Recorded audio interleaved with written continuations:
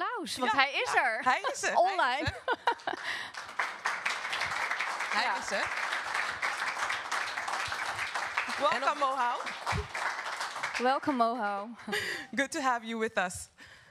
Thank you for having me. I was just saying that one of the positive things that have come along with the COVID-19 pandemic is that we are now also able to communicate, or let's say we are making more use of online communication.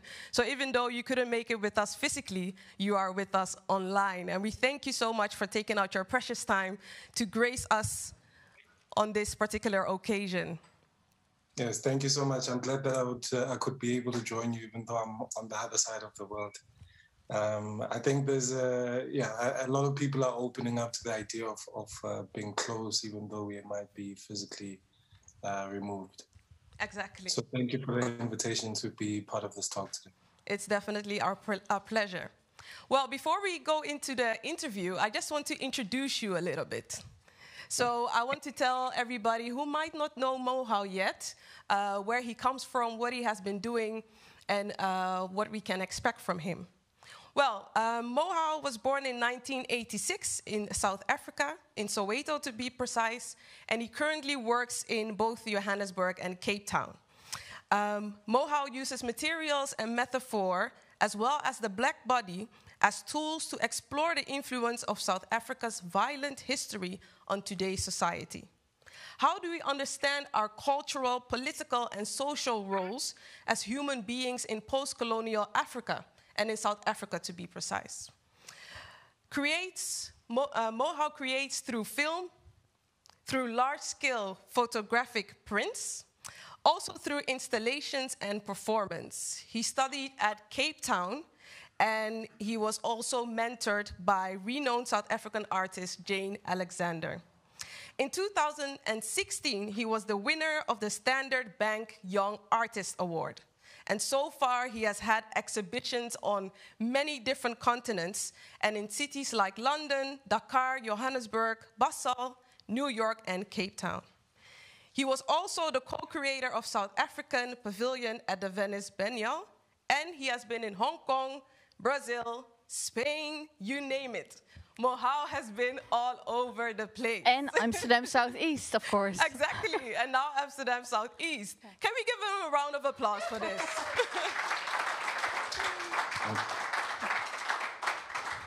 Quite some awesome things you have done. How do you look at it yourself? Yeah, quite a lot has happened, and also some people might say in a very short space of time. Yeah. I think the story with a lot of people of my background is just about opportunity and finding ways to prepare for that. And I've been lucky enough to get the opportunity to further my studies at the University of Cape Town, fresh out of Soweto, which doesn't. It's a privilege that a lot of people don't get to enjoy. Awesome. Yeah, so I'm a lot of the things that have happened in my career had to do with positioning myself in a way that I'm able to make the most out of the little opportunities that most Black artists have in South Africa. You would know that it's a very small art scene. That is why the South African galleries are traveling abroad so that they can access the market. So you can imagine a child in the township who's imagining a life of being an artist. Exactly. And the things that they have to get through from the kind of background that a lot of us as Black South Africans come from. Yeah. I appreciate all those things that have happened in my career. Amazing. I'm sure you have a younger generation that is inspired by all that you do. You just repeated it yourself. You come from Soweto. That's where you were born.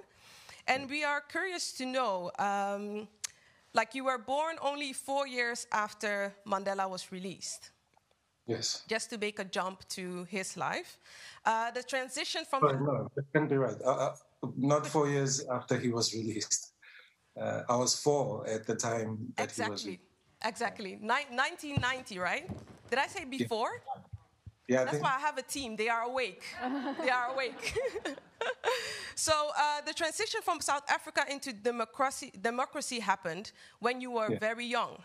Can you tell us a bit more? Do you have any memories of it? I have memories of sort of waking up as a child and seeing the environment that I was in. Yeah. When I was born, my parents were living in an informal settlement, which is usually an area that was populated by migrant laborers from other parts of the country. So where we lived, it's a place called Umshenguville, which has an interesting history. It was a golf course at some point that was owned by a Soweto businessman at the time. And he decided to let people settle in that area, and it later became a big settlement. Because of the conflict and the unrest of the early 90s, where there was battles and conflict between black political parties like the ANC and the IFP. There was a lot of conflict when that kind of confrontation was happening between these two political organizations. Yeah. And so these were my neighbors and people that I was around. So for the time that I was living in that informal settlement, I have some memories of houses being burnt down, of these raids being, there were raids almost every second night. So waking up to that, I didn't understand what was going on. But as I grow older and I read up a little bit more about the history of South Africa, I'm able to piece that story together, and I could understand what was happening in the bigger picture. Yeah. Wow, and even as a young kid that witnessed so many things happening during that time, can you say that during that time that you were also like already inspired to do something with artistry, to communicate whatever you have experienced or were seeing?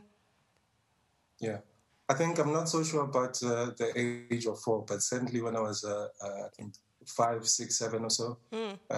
When I first started going to school, I spent a lot of time drawing. Of course, it was stick figures and things like that, but it's something that I enjoyed. And my parents noticed that I had this interest, and they did what they could to support me. My father would always bring me stationery to always keep sketching. So, awesome. Yeah. All right, great. Well, that you just said something about you also being stimulated by your parents. So I will come back to that on a later note. Well, I just want us to come back to Amsterdam Southeast. Amsterdam Southeast is a municipality with residents of various ethnic backgrounds, a melting pot of cultures, people say. And at the same time, a lot of development and shaping has and is still taking place in its public spaces, with the Nelson Mandela Park, of course, being one of them. So I'm wondering, you were elected in 2019 to design the monument. And during the time, it was before all the face masks and an abundance of sanitizers and stuff. So I'm wondering, how did you come up with the creation? How did you come up with the material that you wanted to use? How did you come up with the connection with the people in Amsterdam Southeast? Can you take us along with your conceptual journey? I think I was intrigued to sort of get the brief or the scope of the project, and it was made quite clear that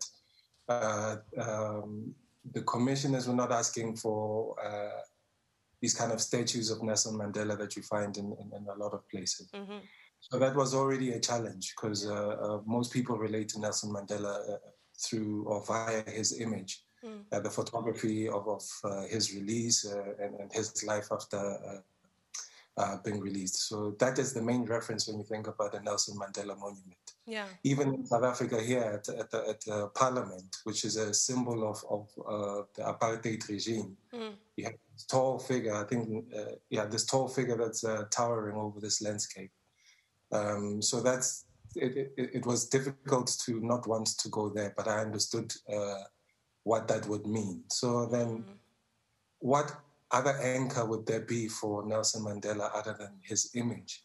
And I thought that perhaps his ideas, there's a way that you could translate some of his ideas, his philosophies into a physical object or a physical space where people could sort of meditate on his ideas as opposed to his image. Yeah. Yeah, so I started reading up a little bit, and mainly his quotes, his actual words, what he had said. And a lot around his politics and his philosophy have to do with the idea of Ubuntu, which is expressed as this notion that I am because you are. Yeah. In my language, we say "Muthu ki muthu ngabantu," or "Umuntu ngumuntu ngabantu." So that's what I wanted to work at. And I was trying to figure out how could I make this idea a visual story. And at the core of the notion of Ubuntu is community. So that once I knew that I wanted to focus on this idea of community and somehow linked to Mandela's legacy, it was easy to make that connection when reading up a little bit about Amsterdam Southeast and where the sculpture would live. There are clear parallels a little bit in Mandela's ambitions for South Africa, and the kind of hopes and dreams and sometimes traumas that push people into a community like the one you're in. Yeah, and you said that in the thing that you could think of, like the most easiest path to go on was to also create like an image again, but you were specifically like directed to not do that. So I'm wondering, like you went out of your comfort zone, just to put it in that sense. How did you recruit the people that are now part of the monument? How did you get in touch? Because you were miles away. Yeah, I had to travel to Amsterdam Southeast, and I spent some time, probably about a week or so. And in the time that I was there, I was connected with I think 2 or 3 volunteers that went out. I went out with them to different places, like in the streets, in the public, community centers, churches. And I think 2 different markets that we went to. And what we went out with was an image of the proposed design. Yeah. And the idea was to find out if people liked the design to begin with, but also if they had some kind of memory or viewpoint of Nelson Mandela and his life and what that meant. And a lot of people responded warmly to our questions. But there were a few people that, even though welcomed us and engaged us in the public when we were talking to them, were also aware of the kind of tension that is holding the image of Nelson Mandela together. Yeah. So it wasn't just this glorified figure. They were concerned about the history, the ongoing politics, and things like that. So I was happy to know that there's in-depth knowledge of Nelson Mandela, so far away from where his story plays out. And what would you say that tension is? I think the tension has to do with the timing of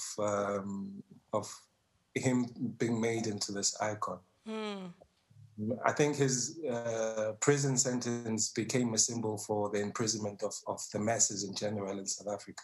Yeah. So when he was released, a connection was made between his freedom, his physical freedom, and the political and economic freedom of all South Africans. So, and also around that time, there was a lot of nation building, one would say, where there were projections about this kind of country that we wanted to be in. And it was happening a couple of years before South Africa was almost going into civil war. So the idea there was to build a cohesive national image that has a new flag, that has a new national anthem, that mixes the old and the new. So things like that. Interesting. Interesting. I'm just going to look at because I have some more questions for you. But because this is quite an interesting topic, I'm wondering if anybody in the hall has a question that would that we can use to go a bit deeper into what he was just sharing. There anybody? Okay, they're still a bit quiet. No worries. I just wanted to double check. You were talking about the concept Ubuntu, right? Yes. And you also chose it. Chose it as a sentence on the monument itself that is going to be placed here in Nelson Mandela Park. What would you like it? What kind of message would you like it to convey to people who come across it? Like, of course, you just gave your own words to what Ubuntu means, that it stands for community. But if you can, like from your own conceptualization, if you can share something that you would hope that it would do in the people, their hearts that see it. I think currently, for some time now, there's a sense that there seems to be a lot or more that's dividing us than uniting us as people. Sometimes our heritage is used as the thing that keeps us apart. The fact that you would come from, someone comes from South Africa, someone comes from Suriname, or these different places. It could be something, the difference is something that could be manipulated in order to keep people separated. So I think I would like for it to represent or stand for a reminder for what lies beneath, something that is beyond politics, that is beyond economics, but it's on a human level. But to celebrate each other in a way. So that's what I hope the work stands for. Amazing. I hope so too. As I said, we live this is a municipality with a lot of different cultures. So I hope indeed that your design of the monument will bring forth exactly the same thing that you aspire. Well, I'm wondering, just to go back to your artistry, you are one of many South African artists who attract international attention, whose work are being showcased like all over the place. I already named a few cities in the introduction. I'm wondering, why do you think that South African artists are like becoming more appealing to international audiences? What do you think is the reason for it? I think it might have to do with the fact that for the longest time, South Africa was sort of cut out of the global cultural scene, in a sense, because of the kind of politics that were happening at the time. So when we move into this democratic state, there's a little bit more freedom for artists to talk more than just about the politics, and artists start to look more inward, where the issues around identity, around sexuality and gender and things like that start to become the center. And as soon as you remove the specific local issue, which is the regime of apartheid and the resistance of that, and you talk about yourself, the work becomes relatable to everyone, everywhere. And I think it's a combination of both, sort of the turn away from the social political protest-based art to the more inwardly introspective work that resonates with global audiences, coupled with the fact that South Africa is almost, I would say it's still in the re-entry into the cultural stream of things in the global scene. And do you think that we all, like artists or not, that we all need that, like that journey of going inward to be able to connect to others who are perhaps not similar to us or have a different background or live elsewhere? Yeah, I think it's always important to look inward, again, because it reinforces this thing that whatever you find about yourself, it's something that you can find about the next person. So it reinforces this idea of me being, because somebody else is able to express themselves in that way. Yeah. I have a last question, or perhaps another one will follow, but about Ubuntu once more. Nelson Mandela said that, you know, in everything that we do, even if we do it, I'm paraphrasing right now, it is coming to pass because somebody else also did. Thinking of a world, especially in Europe, that things become very individualistic instead of like more in community as what you would maybe see in maybe Asia or in Africa. Is there anything like maybe a tip or a tool that you would be able to give to us, to the people that would want to build more in an Ubuntu way than is the norm in a more individualistic culture? I think if I had that answer, it could be a step closer to fixing a lot of the problems in South Africa. Or maybe a quote? Yeah. Yeah, I think the most expressed issue in South Africa is the fact that we come from a history of segregation. So we grow apart, separated by walls. And that's usually a wrong way to go, because you can't have a kind of communication over those walls. Yeah. So I think an advice would be about communities that are open, communities that are not reserved for a certain class, for a certain race, so just an open community where everybody feels like they are an equal and they can contribute to that. Also, just as a reflection on that idea, in my readings, I've been trying to figure out what was there before there was colonialism. And a lot of the political organizations of African society was based on communal principles, where something like land was not owned, or it could not be traded because it belonged to everybody in the same way. Even though people still had some kind of idea of property, because you still own your livestock. Yeah.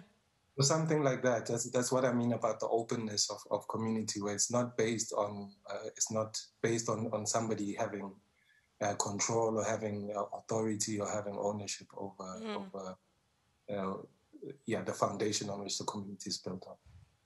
That's actually an amazing thing that you shared, because with Imagine Mandela, we explore somebody's ideal, and you just gave me something that I can place as an ideal. That would be your ideal situation, that there wouldn't be any walls or any structures that keep one from the other. So thank you for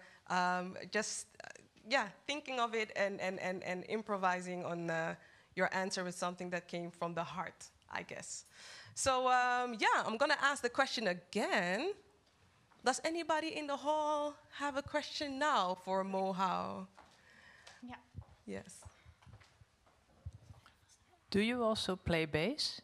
Because we see that there. No, the answer is a straight no. I'm learning, though.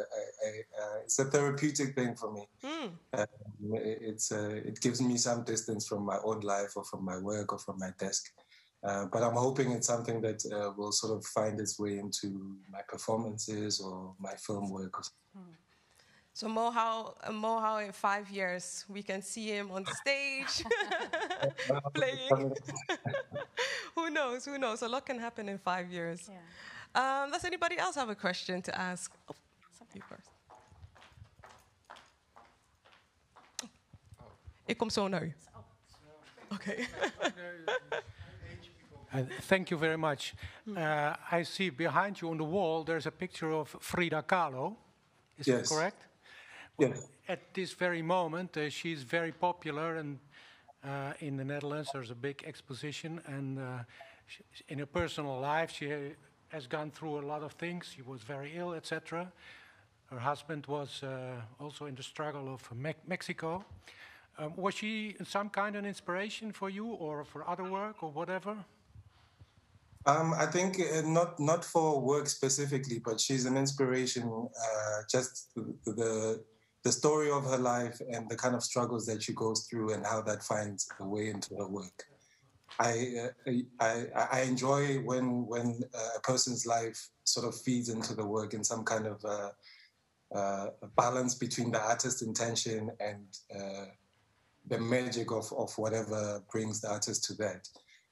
So I first got interested in Frida Kahlo, and I watched the film that was done on her, mainly for the soundtrack, but also just for the kind of detailed the detail into her traumas and how they translated into her paintings, and also how that was used as a way of telling the political narrative that was going on, or that influenced her life as well. So the balance between commentary on what was happening outside and what she was going through with the physical pain that she went through, and I would imagine the kind of psychological trauma that leads to these very heartbreaking images, but they are also beautiful in some sense.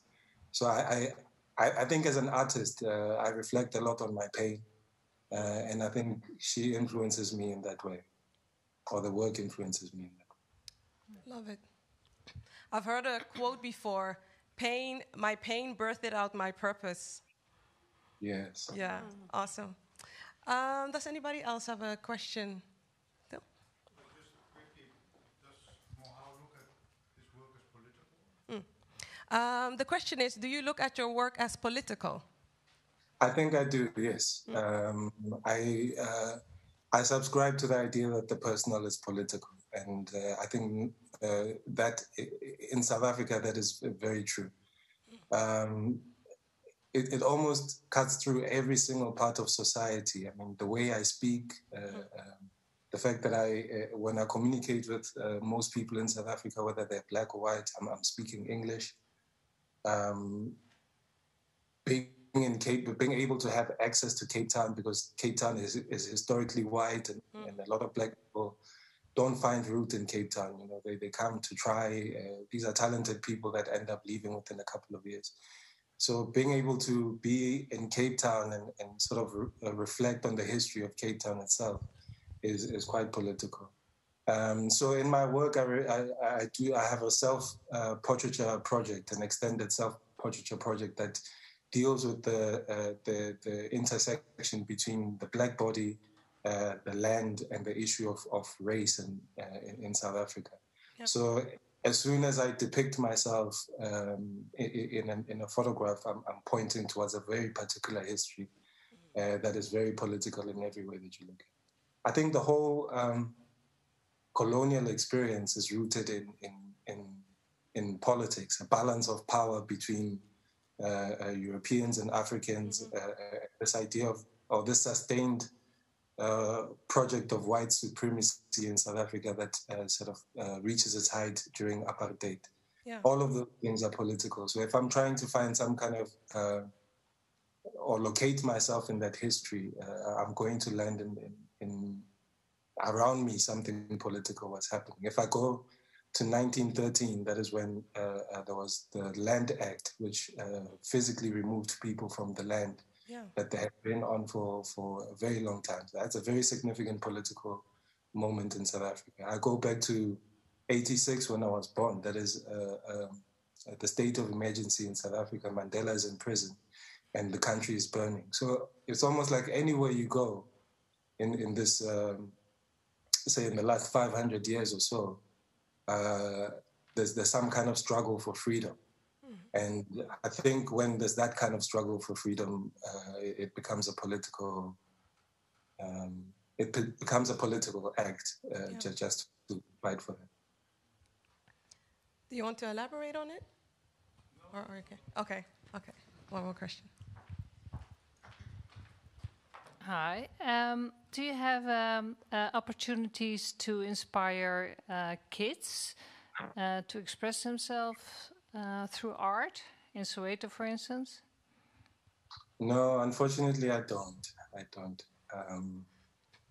I want to say it's because there's not enough spaces for like, say, emerging or established artists to engage with younger people in a formal basis. Like I have people that or young kids that I know that I try to support in some way on a personal level. But I think what is needed is a more formal approach to sort of giving back to young kids. And I was having a discussion with somebody else about all these historical spaces, art centers that came out of the black townships and how almost all of them are sort of dying out. It's strange that these kind of spaces would sustain during apartheid and when the so-called freedom, they would begin to crumble. But also most of these spaces is where a lot of resistance or political art came out of, from black artists living in these black townships that wanted to speak against the political system. So I guess when Goliath falls, there's no need for the sling anymore. Yeah. Thank you for your answer. I have a question that is coming in from our online platform, and the question goes as followed. Speaking of different cultures and the varied ethnic makeup of South Africans and Amsterdam and the Belmer Meer, why are the heads in the monument so representative of one particular group? I wouldn't know what that group is. Blue people. Interesting. I was wondering the same thing because the person is not specific, but if you're listening, perhaps you can share that.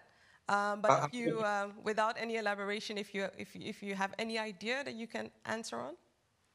I could elaborate a little bit on that. So we were quite aware of wanting to have a balanced selection process, balanced as possible, because it will never be perfectly balanced in any way. So there was a concerted effort to have a diverse group in reflection of the kind of backgrounds of the people that make up the community.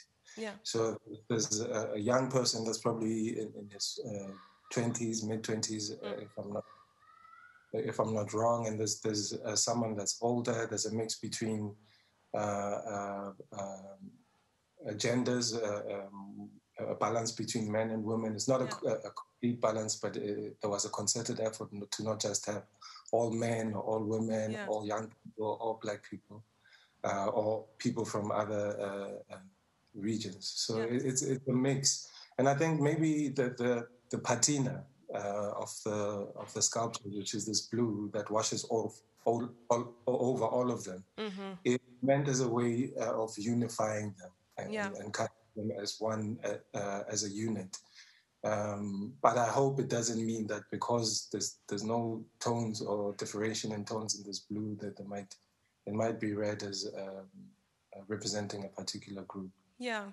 So how could, because there's not, the faces that we see are not faces of a particular person, right? It's a blend of different features of people that have come to the surface, to put it in that way.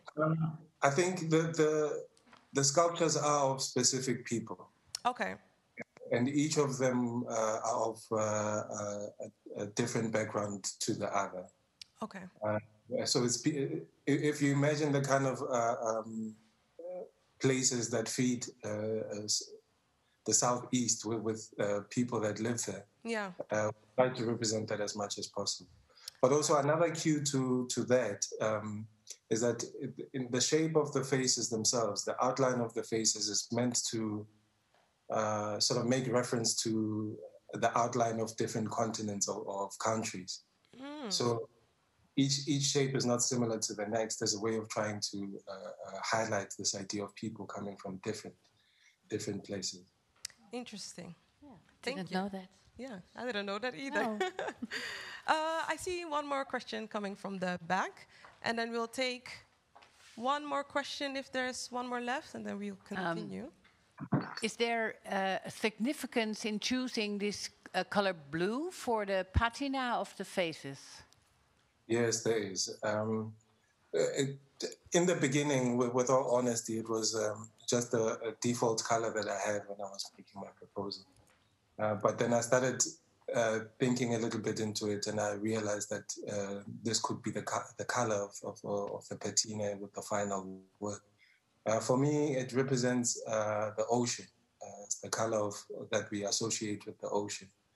But the material as well of the sculpture is bronze, which has a natural color of like a reddish color. But with time, it can have a patina, especially if it's over the ocean. Or imagine a piece of bronze drops into the ocean. Over time, it will have this kind of similar patina, this bluish green color.